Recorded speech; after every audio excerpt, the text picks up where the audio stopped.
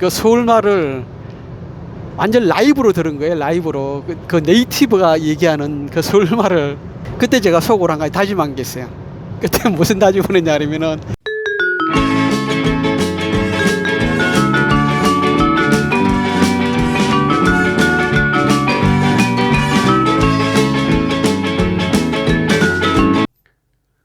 오셨어요? 잘 오셨습니다. 홍아랍니다. 제가 이거 백수가 된 지 며칠 됐는데 쿵쿵 놀 것 같았는데 오히려 백수가 되니까 할 일이 더 많네요. 지금 다시 노르스다코다로 지금 좀 다녀와야 될 것 같습니다. 차가 완전히 이제 수리가 끝나서 아들내미한테 차를 갖다 주고 제 차를 가져와야 될 것 같습니다. 그래서 일을 시작하기 전에 뭐 이런 거 저런 거 자잘구레한 일들을 다 끝내려고 그럽니다. 지금 시간이 밤 9시 4분, 내일 도착 예정 시간이 오후 한 6시 정도 될 것 같습니다. 지금 올라가는 길은 좀 어두워가지고 촬영이 힘들 것 같고, 날이 밝아지는 대로 여러분들을 최대한 빨리 찾아뵙도록 하겠습니다. 자, 그럼 일단 출발을 하겠습니다. 자, 같이 가시죠.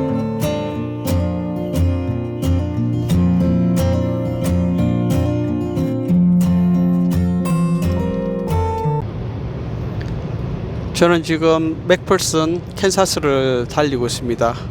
조금 전에 그 러브스 트럭 스탑에서 잠 좀 자고 그렇게 출발했습니다. 트럭도 아닌데 지금 거기서 가서 사니까 감회가 새롭네요. 여기서 한 12마일, 13마일 정도 가면은 휴게소가 나옵니다. 거기서 아침을 먹고 그렇게 출발하도록 하겠습니다.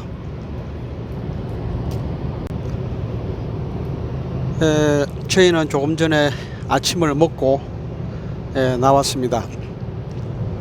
여기서 목적지까지는 약 700마일 정도 남았습니다. 도착 예정 시간이 저녁 6시, 안 쉬고 갔을 때. 근데 안 쉴 수는 없고, 그러니까 한 7시 정도로 생각하면 될 것 같습니다.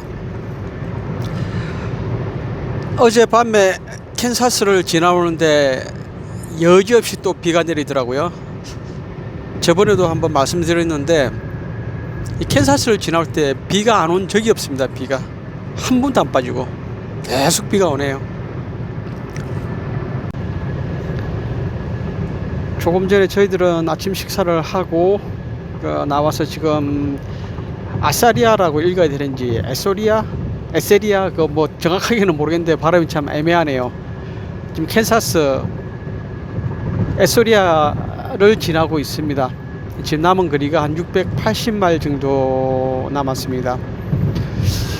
이렇게 고속도로를 달리다 보니까 갑자기 제가 처음 서울에 갔던 이 생각이 나네요. 그때가 고등학교 2학년 때였는데 제가 일이 있어가지고 집안에 일이 있어가지고 서울에 갈 일이 생겼어요. 그래가지고 서울을 갔는데 그때 당시에 서울을 갈 때 부산에서 고속버스를 타고 이렇게 강남으로 갔습니다. 외가댁이 서울 쌍문동이었거든요. 그때 당시에 부산 고속버스 터미널은 시민회관 뒤쪽에 있었습니다. 굉장히 오래 전의 얘기죠. 거기서 버스를 타고 이제 가는데 그때 당시에 경부고속도로가 제 기억으로는 지금 중앙분리대가 시멘트로 되어 있지 않고 중간에 가로수들이 막 심겨져 있었어요. 그리고 고속버스에 안내양도 있었고 그 안내양이 음료수도 막 나눠주고 그럴 때였어요. 그때 올라갔던 게 제가 겨울에 올라간 것 같습니다. 그때 올라가는 도중에 지금 생각해 보면은 거기가 추풍령 고개였던 것 같아요. 그 고속버스를 타고 그쯤에 지나가는데 막 눈이 막 내리고 그랬었거든요. 아마 그래서 지금 기억나. 그때가 겨울이었던 것 같았습니다. 그때가 버스를 타고 그때 한 6시간 정도 걸렸던 것 같아요. 그리고 6시간 정도 걸려서 이제 서울 강남 터미널에 내려가지고 대합실을 나와서 딱 밖에 나왔는데, 야, 그때 이제 정말로 서울을 처음 본 거 아닙니까? 그러니까 완전히 뭐 부산도 한국에서 두 번째로 큰 도시인데, 이 서울 딱 보니까 그때 당시에는 진짜 부산하고 비교가 안 되는 거예요.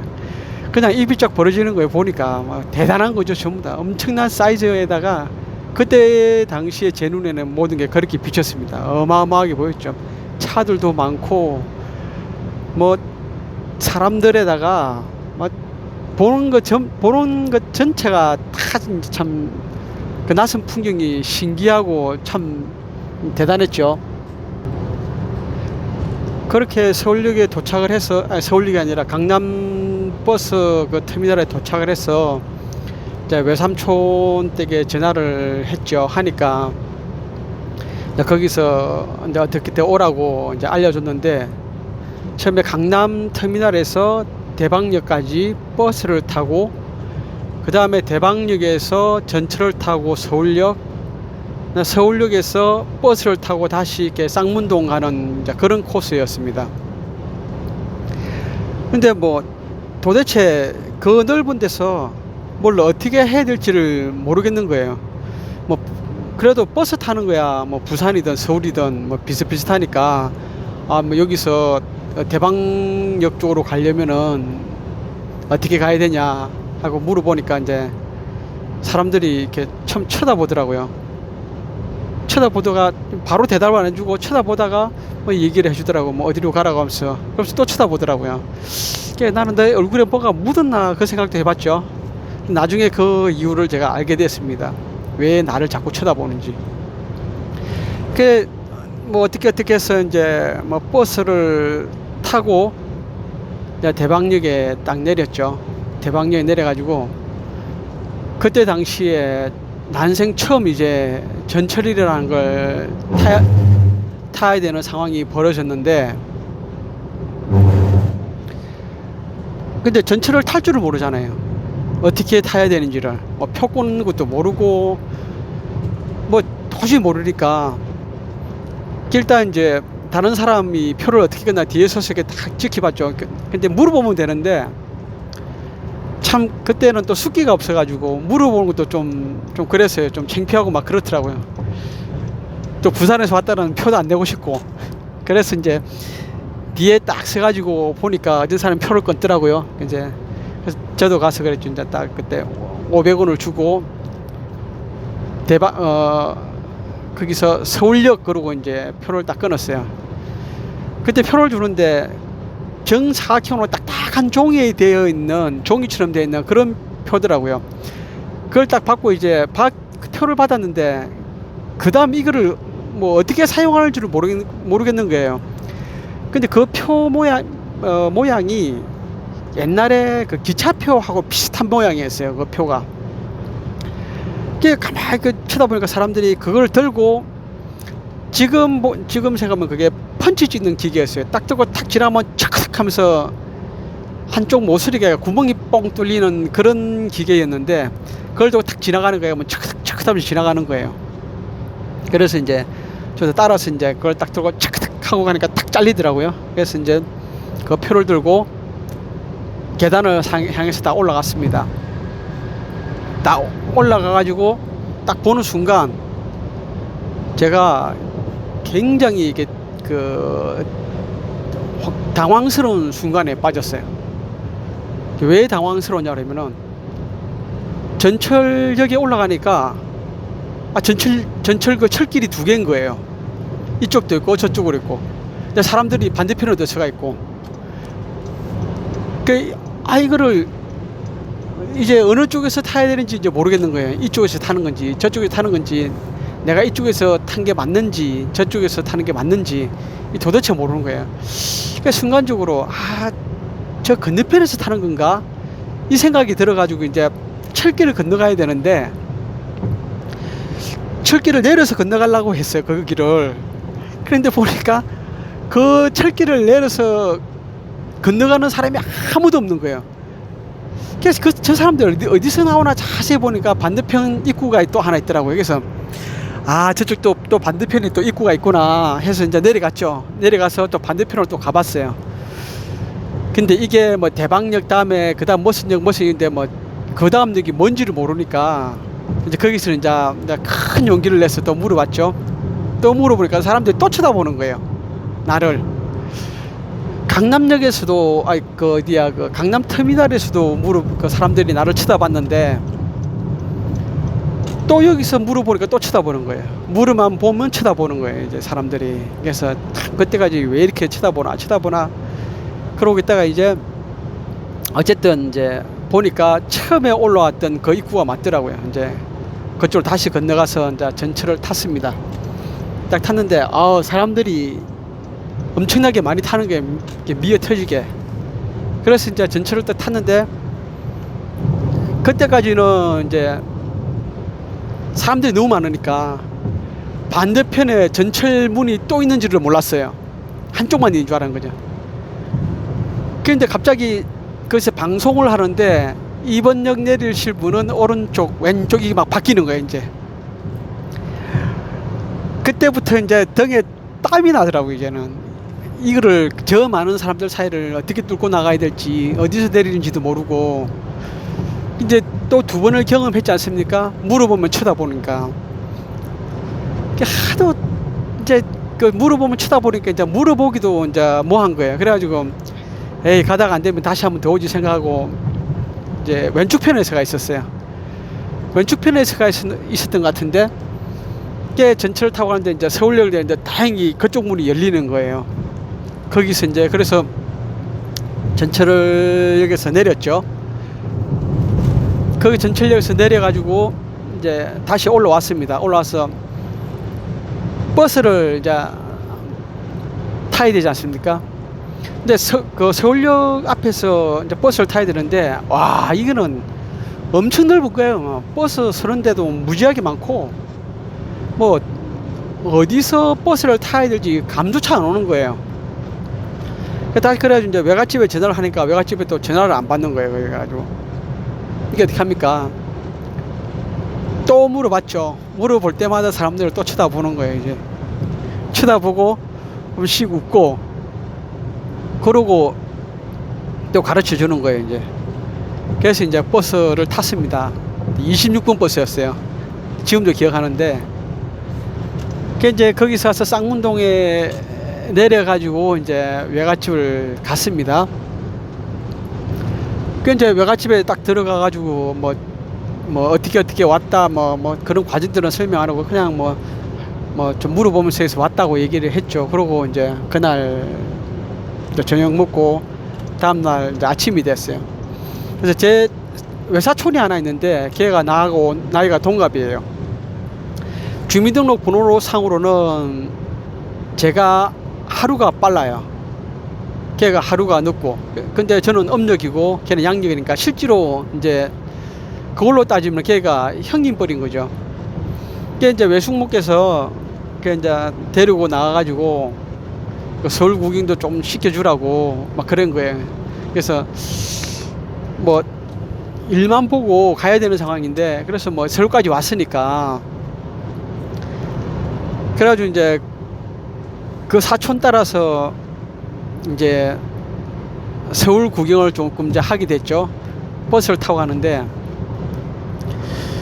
얘가 이렇게 뭐를 물어보더라고요. 이래저래 물어보는데 이제 나 얘기를 했죠. 얘기를 했는데 그때 그런 현상이 또 나타난 거예요. 얘기만 하면 주변에 있던 사람들이 또 나를 쳐다보는 거예요.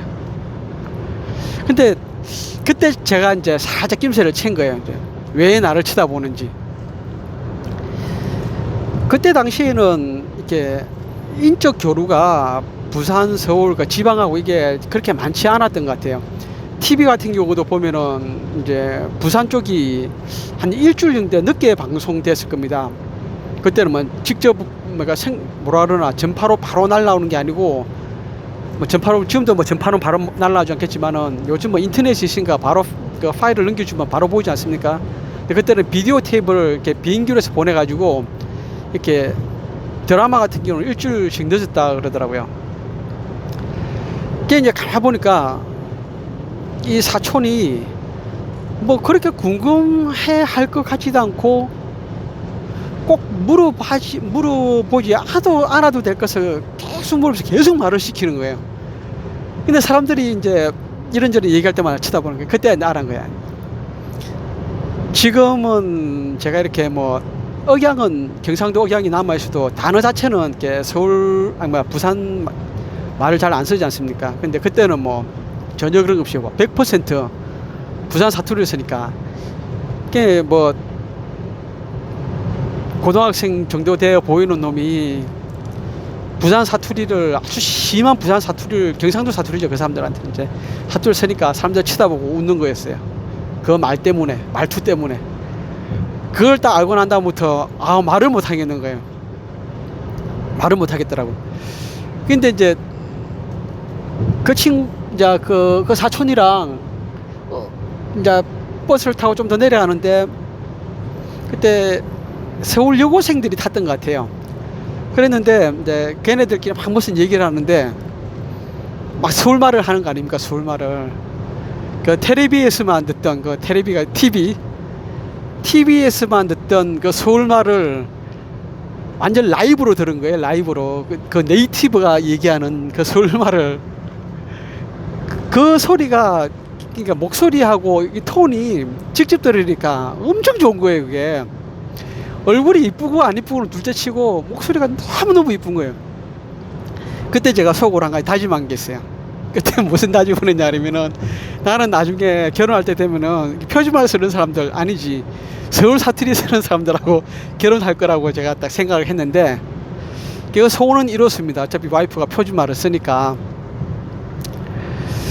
이게 참 그 소리가 너무 듣기 좋은 거예요. 이게 그래 이제 그건 참 근데 그 소리 걔네들 막 얘기하는 소리를 듣고 있는데 사촌이 또 말 시키는 거예요. 그래서 내가 그랬죠. 이제 말 좀 시키지 말라고. 내가 지금 생각하는 게 있으니까 말 좀 시키지 말라고. 그러니까 얘가 가만히 따라다 그러더라고요. 나는 사실 생각하는 게 아니라 걔네들 말하는 그 목소리를 들으려고 이제 말 시키지 말라 그랬던 거였는데 그때 처음으로 진짜 아까 말씀드린 것처럼 라이브로 네이티브가 얘기하는 서울말을 듣고 참 그 소리가 듣기가 좋았다 그런 그 기억이 있었어요. 그렇게 이제 서울 그 외사촌하고 서울 구경도 하고 이렇게 돌아다니면서 참 재미있었던 그런 그 기억이 있었습니다. 그때 처음으로 가본 서울이었는데, 예, 그때 기억이 나서 고속도로를 달리다 보니까 버스를 타고 서울 갔던 그 기억이 나서 여러분들께 제 어릴 때 시절을 이렇게 얘기해 드렸습니다. 뭐 재미있었는지 모르겠네요. 지금 여기서부터 한 3, 4마일 정도 가면 주유소가 하나 나올 것 같습니다. 이게 동네 주유소 같은데 거기에서 기름을 좀 넣고 이제 좀 잠깐 쉬었다가 이렇게 가도록 하겠습니다. 여기서 목적까지 거리가 한 500마일 정도 될 것 같습니다. 소요 시간이 한 6시간 한 50분 정도 그렇게 될 것 같고요. 기름을 그 러브에서 넣으려고 그랬는데 거기는 2불 10몇 센트예요. 여기는 1불 10몇 센트고 갤런당 1불씩이나 차이가 나네요. 그래서 그 기름값을 알려주는 사이트를 보니까 여기가 싼 것 같아서 이번에는 러브에서 기름 넣지 않고 동네 주유소에서 넣고 가도록 하겠습니다. 조금 전에 기름을 넣으러 갔는데 여기는 원체 시골이라 그런지 주유기에 카드를 꼽는 데가 없어요. 그래서 현금으로 해야 되는데 기름값이 좀 많이 내렸잖아요. 그래서 이게 얼마를 치를 넣을까 고민하다가 11불을 줬어요. 캐시로. 그리고 펌프에 와서 기름을 넣는데 10불 50이 되니까 자동으로 딱 스탑이 돼버리네요. 거의 탱크가 비어 있는 상태였는데 그러니까 10불 50에 탱크가 가득 차네요. 기름값이 많이 떨어지긴 떨어졌습니다. 제가 미국에 와가지고 기름을 제일 비싸게 넣은 게 4불 50인가 얼마에 넣어봤고 제일 싸게 넣어본 게 1불 25에 넣어봤습니다. 그게 2008년도인가 그때 1불 25에 넣어봤는데 오늘 그 기록을 깼습니다. 1불 19에 넣었습니다. 1불 19. 야, 진짜 기름값 어마무시하게 떨어지네요. 네, 저는 방금 노스다코다에 진입을 했습니다. 첫 번째 엑시트에 나오는 휴게소에서 밥을 먹고 그렇게 나왔습니다.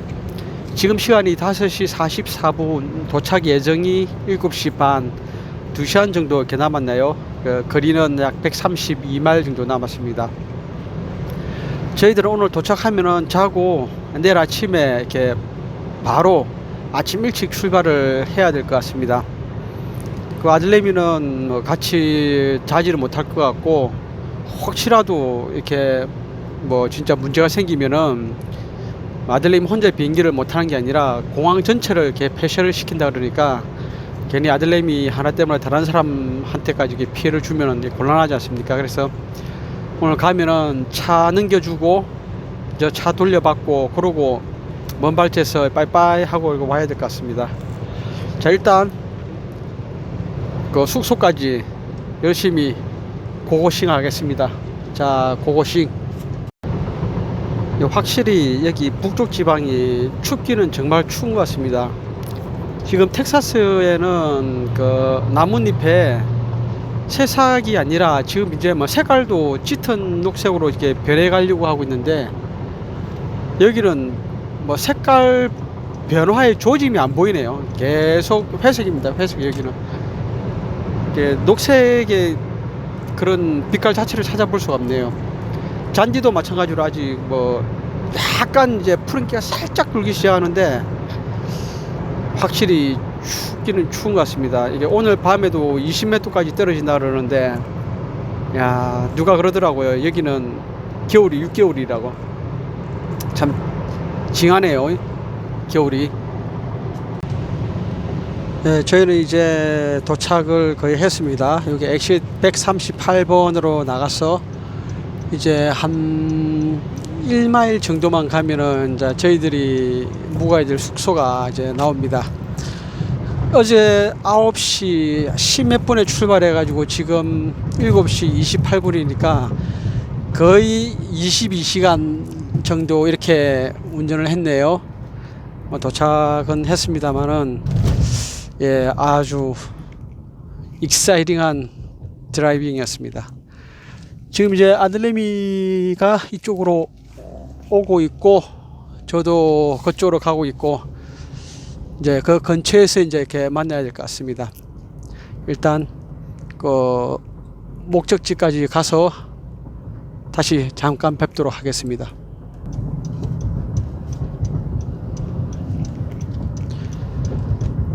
지금 우리가 가야 될 데가 저기 왼쪽 편에 있네요.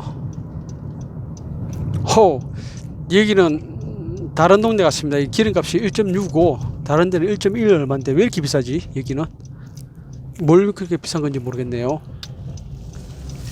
자, 여기 좌회전을 해서